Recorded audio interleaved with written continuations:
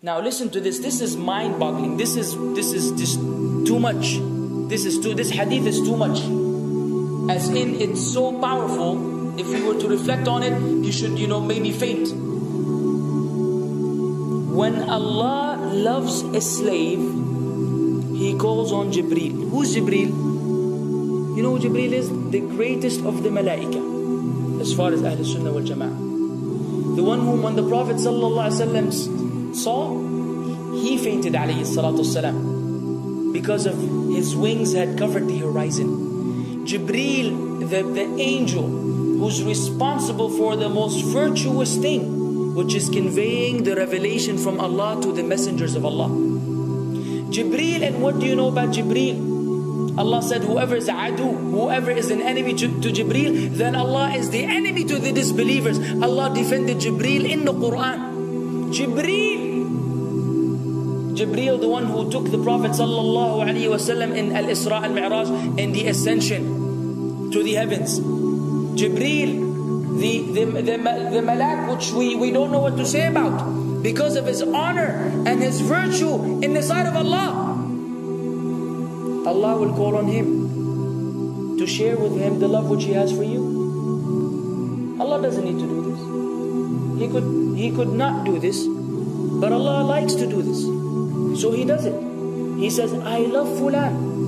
Now I want you to think that Fulan is you.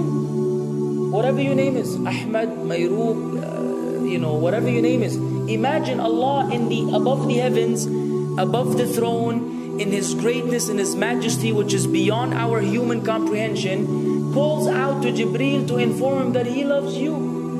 And then only that, فَأَحِبَّهُ, then He commands Jibreel to love you also. So Jibreel now loves you. Allah and Jibreel love you. But it doesn't end there. Jibreel then will call upon the inhabitants of the sama. Who are they? All the malaika. How many? We can't even count. Trillions and trillions of malaika which Allah created beyond our, again, human comprehension. All of them are commanded simultaneously to love you. First Jibreel says, Allah loves Fulan, so now you have to love him. Then all of the angels in the heavens love you. Then Allah will place acceptance for you on earth. So people will love you. Not everyone. You may be saying, why do I have enemies? People who love the Sunnah will love you. The people who love Allah and His Messenger will love you. The people who are upon the correct aqidah and methodology will love you. Other people may hate you because of a problem in them, not because of a problem in you. Because you may say, well, this fasiq, this evil, disobedient person doesn't love me. Don't expect him to love you. He loves people like himself. Who will love you? Righteous people. Righteous people. Well, they don't know why. They don't even know why. You've never even given them $1 or a rial or a pound. You've never done anything for them. Maybe you scream at them. Maybe you do other things. It's Allah. Why? Because Allah had loved you first, then Jibreel had loved you first, then the malaika loved you afterwards, then Allah put acceptance for you on earth, so people have no choice but to love you. We ask Allah to make us among them. Now what better than that? What else do you want? What else do you want? What?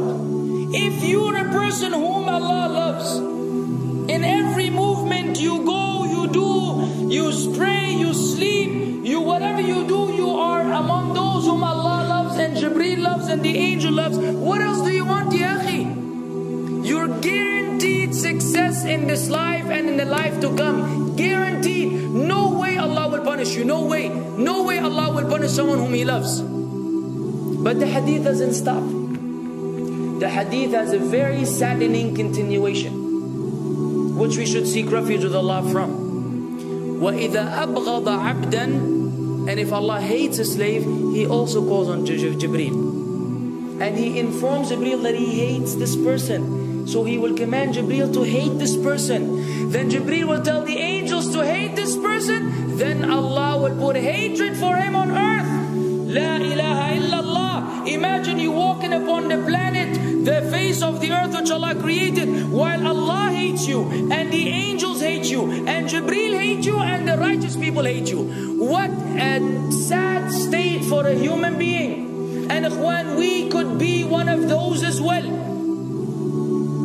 If you are prideful, arrogant, you are qualified for this hatred, because Allah does not love kulla mutakabbirin jabbar. Allah does not love the arrogant, the prideful. If you go against the sunnah, then Allah does not love those who go against the sunnah.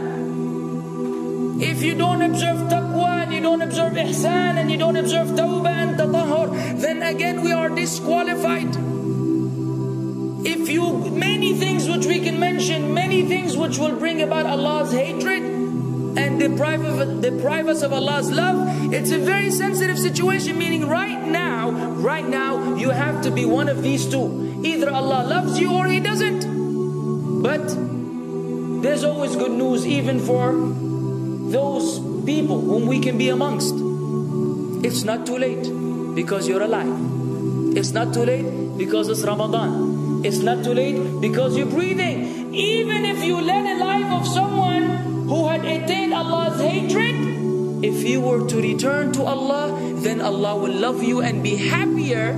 He will be so happy with your tawbah than a man who lost his mount in the desert. Upon it was his food and his drink, and then he waited under a tree for death. And all of a sudden he opened his eyes and he sees his camel or his horse or whatever that was right in front of him. And he gets so happy, he said, Allahumma anta abdi wa ana rabbuka. Oh Allah, you are my slave and I am your Lord. Kufr.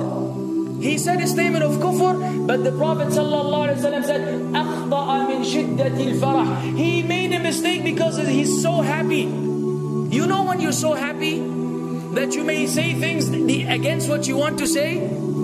When you're so happy that you just, you say words that mean nothing to anyone? Allah is happier when you return to Him than that person.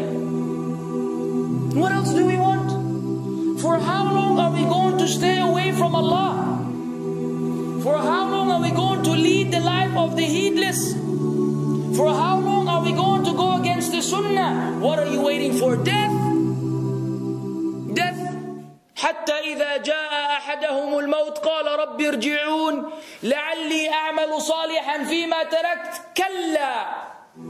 Until when death comes to one of them, you say, oh Allah, allow me to return so that I may do good in that which I left behind. And it will be said to him, no, it's only a word. إنها كلمة هو قائلها. It's nothing but a wish and a word he will have. It will not be fulfilled. Let us not wait for death, ya akhwan. If each one of us here, by Allah, if each one of us here acted upon the sunnah, lived according to the sunnah, and invited people to the sunnah, and enjoyed what is good, and forbade what is evil, wallah, we will make a major change in the city in which we live. And if Muslims hearing this all over the world had that same attitude, then we will change the condition of the whole ummah. So no enemy can come and play games with us. We will squash them, all of them. Because Allah will defend. In tansurullah yansurkum wa yuthabbit aqdamakum. If you aid Allah's deen, Allah will aid you and will keep your feet firm. But we don't even live according to the sunnah, let alone be given victory over the enemies. So we're being humiliated in everywhere we go in the world.